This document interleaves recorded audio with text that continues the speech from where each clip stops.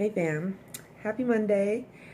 I thought I needed to come on here and do my little talk about Game of Thrones season 8, episode 1. I was way too excited yesterday to try to do this, and I needed to calm down and gather my thoughts because it had me feeling like a child on Christmas morning. Damn, we waited a long time for this season. Okay, and this is not a review, okay? This is just things that I witnessed and what I gotta say about it, okay? But it is including spoilers because, hell, you need to watch the show if you're trying to get with me in this combo, okay? So basically, this episode begins with Jon and Daenerys are making their way into Winterfell, and they have all of Daenerys's army men with them, and that is a humongous army. I mean, massive. So you see all the townspeople, along the streets who are watching this, and a couple things here. One, them people look like they've never seen black folks before, okay? Daenerys' right-hand girl and the light-skinned black girl, and then the black guy who's one of the leaders of her army, they look at the people and they sort of look at each other, and that's what I'm gathering, because if you think about it, you've only ever seen black folks where Daenerys is at. They're never up north or anywhere else for the most part. Anyway, just an observance. And then we see Arya. She's in the crowd, but Jon doesn't see her. And the next thing you see is the dragon swoop in, okay? And the people on the streets are horrified. They're freaked out. Of course, they've never seen the dragons before. Wow, okay. But Arya is like, for a second, she shook. She looked shook just a little bit, but then she's like, this smile creeps across her face because, hell yeah, we got some dragons, okay? She realizes this.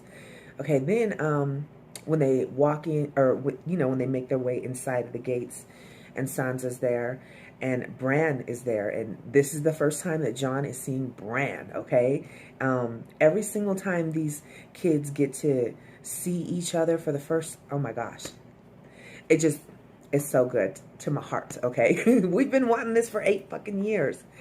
Okay, so they come in. He speaks to Bran, or he hugs Bran, and he tells him, "Oh my God, you're a grown man." And Bran's like, "Almost," basically. And he introduces Daenerys to Sansa, and Sansa greets her and basically tells her Winterfell is hers. Now, sidebar here for a second. How does she know that Jon already bent the knee to her? Did they send a messenger? Like, I'm confused because that wasn't part of this conversation. But anyways, I digress. They're doing their pleasantries and all, and Bran looks over at them and he's like, "We do not have time for this." And I am here for it, y'all. Okay, what I do know with this episode, they wasted so much time in past seasons with the slow, long journeys and blah, blah, blah. We only got 6 episodes this time, and there's no time to play, so they were not trying to play on episode 1. I love it. Okay, so the next thing we see basically is the leaders of Winterfell have all joined together in a room, and they're trying to lay out plans, basically. What are we going to do? How are we going to do it? And this one part freaked me out, y'all, because Sansa says, "Lord Umber." And this little bitty boy, he looks like he's 8 years old. He peeks his head out and he's like, "Yeah." And she's asking him about his people. I guess he's basically part of Sansa Stark's court at Winterfell. And she needs him to get his people there, basically, because they need all the people, that they have to be part of this army to protect themselves. And he's basically asking for some carriages, whatever. I'm just still stuck, okay? That little bitty boy. Okay, I know we got the young girl, but Harpo, who this little boy? Like, I was shocked, y'all, okay? And then the next thing we see, the little girl that I was talking about, Lady Mormont, she is the one who named Jon Snow King of the North, okay? That little girl from seasons. Oh, she's the most badass little girl. I mean, she can act her behind off, first off. But secondly, the way she came across that room when she called each and every one of them men out saying, that you weren't there the way you should have been. You ignored the call, basically. And she's the reason that Jon became that king. I'm going to say that. Well, at this point, she stands up to speak, and she's like, when you left here, you were king. And she's like, and now you're like, I don't even know what you are. Okay, when she said this, everybody in the room, it's like you could see them all sitting back like, yeah, what's up with that, Jon? And he basically tells her that he appreciates her point of view and everything, you know, and that he did anything he had to do to get the protection they needed for what they're about to face. Um, Man, he had to feel like an asshole in that moment. I don't know how. Jon is my boy. I love him, but damn. Okay, so anyway, from there we go on. Cersei, this bitch. Okay, I'm gonna say this. Cersei is Trump. Cersei is Donald Trump. She has a whole kingdom of her people that she's in charge of. She's the head of them. And she couldn't give a fuck less about any one of them. She is only concerned about herself. And she made that very clear after lying to her brother, saying she was sending some of her soldiers out there to help. Of course, she's not doing it. Sansa called that as soon as she heard it. And second, once she heard that the Nightwalker and his crew had made it over the wall, through the wall, she was happy, like, good. She wants them all to fight and kill each other, and she'll take care of whoever's left, to where she's ensuring that she's going to end up the winner, the king of all the kingdoms. I can't stand this bitch. Anyway, very shortly after that, she is sleeping with the Greyjoy uncle. You know, the one that has his niece. He's holding her captive right now. And let me see. So he sleeps with Cersei. I'm going to talk as little as Cersei all the damn time because I just hate that bitch. So you do see that the niece that was captured, her brother, oh gosh, I can't remember. The one that got his penis cut off? Yeah, he shows up to free her. He saves her, okay? Yay. Theon Greyjoy, yeah, him. Okay, so from there, they show Jon at the tree, that white tree with the red leaves, with the bloody face. He's there, and it almost seems like they go there to meditate. But anyway, Arya comes up behind him, and he turns around. This is another one of those moments, y'all. First time he's seen his sister since she was a little bitty kid. And she runs, and she hugs him. Real sweet moment. And then they step back, and they're looking at each other, and they're immediately, like, wanting to compare their swords. And Arya is pulling out this little needle sword that he gave her way back in the day. And he's like, you still have it? And she's like, yeah. And he pulls out his big sword. I think it's the one that used to be their dad's, if I'm not mistaken. But anyway, it's a really good moment between the two of them. Okay. Then we see Sansa and Jon are alone. Basically, he came into the room and they're bumping heads over the Targaryen queen, basically, because they've already lost support. One of the families that was supposed to show up with all their people to help during this fight has made it clear that they won't be there. And Sansa's like, they pledge their loyalty to the King of the North, not to the Targaryen queen. Let's see. She even asks Jon flat out if he bent the knee to save the North or because he loves her. Of course, they break away from that scene, and there's not even an answer given, but you gotta wonder, okay? Then we see Daenerys meets Samwell. You know, Jon's best friend, the big guy, the guy with the girl that's got the baby, Samwell. She's grateful to him, basically, because he saved her friend, Sir Jorah Mormont. You know, that right-hand older dude that at one point she was so pissed off, she sent him away, and he came back and he started becoming that stone person. He needed help to save his life, basically, and Samwell was the only person who would do it. She's very grateful, so she's there to meet him and thank him. And let me see. Hold on.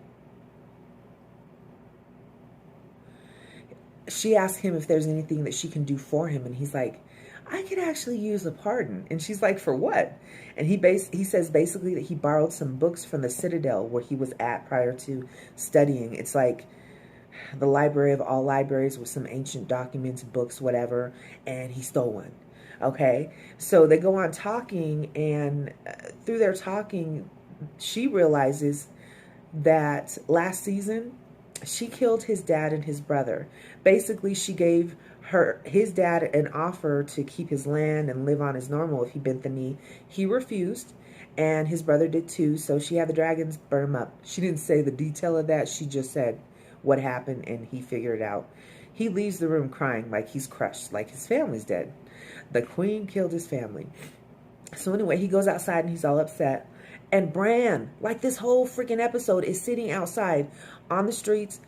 It's cold, y'all. When they're talking, you can see their air coming out of their mouth. And Bran is sitting there and he's got all his furs on. You know he's in the wheelchair because he's paralyzed. But he's been watching everything. And when he comes out, Samuel comes out all upset. And he's like, what are you doing out here? And he's like, I'm waiting for an old friend. And he's like, it's time for you to tell Jon. And he's like, what? He's like, you're his brother. And he's like, I'm not his brother. He trusts you more than anyone, and you need to tell him. So Samuel goes off, finds Jon, and they haven't seen each other in a long time, so they're hugging, you know, missed you, whatever, and start talking. And Samuel told him, did you know that Daenerys killed my brother and my dad? And Jon is like, no. Like, Jon had no idea. And he's like, she's the queen. I can't do anything. And he's like, no, she's not. And he's like, yes, she is. I bent the knee. She's the queen of the north. And he's like, and you're the king of everything. He breaks it down. He lets him know, in fact, you are the rightful Targaryen king of all 7 lands. Basically, you're that guy. And Jon is like freaked out. He was so freaked out, he started walking towards Samuel. I thought he was going to punch him or something. I was like, I don't know what to expect here. Back up, bro. Anyway, from there, the last scene of this show, ooh, it was good, y'all. So like I said, Bran been sitting outside waiting for an old friend. And lo and behold, there's a guy that comes in alone on a horse, and he's got his hood on, and he stops, get off his horse, takes his hood down, and he's looking around. And who is it? Jaime frickin' Lannister. You know, the one who pushed Bran out the window in the first place and caused him to be paralyzed for life. That motherfucker, okay? Now, in the past, Bran has not remembered who did this to him, but I'm pretty sure he knows right now. Because the way he was sitting there waiting, and when Jaime turns around and looks at him, and it takes a second for him to realize who this young man is, the look of surprise on his face says it all, y'all. I'm like, it was a good episode, and I'm so excited. I predict there's going to be a lot of death this season. I believe at least, gosh, I hate to say it, I think 2 of the Stark kids are dying, at least 2. And I don't think Jon and Daenerys are both going to live. I do not. Oh, I got to backtrack for a second because I forgot about the part when Jon took the dragon ride with Daenerys. Okay, so she was having a hard time finding food to feed her dragons. And so she goes to check on them. And, of course, Jon, that's her man. He's coming with her, too. And she goes to get on, you know, the bigger dinosaur of the 2 there. And she's like, go ahead. And he's like, I don't know how to drive a or fly a dragon. And I'm like, don't question it, Jon. We don't question riding the dragon. We get our asses on the dragon and figure some shit out, okay? This is a once in a lifetime. Anyway, they take this ride, and when they're getting off the dragons, it was beautiful. He tells her that she's ruined horses for him for good. It was a sweet moment. Anyway, oh, and at that point, they went to some area where there's waterfalls, and it's like a little sexy scene, whatever. And he kisses her, and they hear one of the dragons like going off. So they separate from this kiss, and they're looking. And the red dragon, he's red. He is looking at Jon like he wants to rip his head off. Like, he's literally looking at him like, you over here kissing your auntie in her mouth right in front of me right now? Or he's like, that's my fucking mom's, y'all, get away. Like, he's mugging him, okay? That dragon is not playing. And she tells Jon, don't be afraid. So they continue kissing, but Jon turns her to where he can see over her. He's looking at this dragon, and the dragon, he's not here for it, y'all. I'd be afraid too.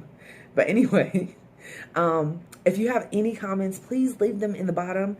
Let's discuss. I'm going to be here every week because we got 5 more episodes to go, and I'm here for it. All right. If you like my videos, press the like button. Become a subscriber.